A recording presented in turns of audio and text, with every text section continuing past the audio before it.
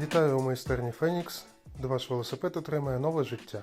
Сьогодні на обслуговуванні якісний підлітковий велосипед від американського бренду Cannondale. Велосипед оснащений гідравлічними гальмами та простим навісним обладнанням.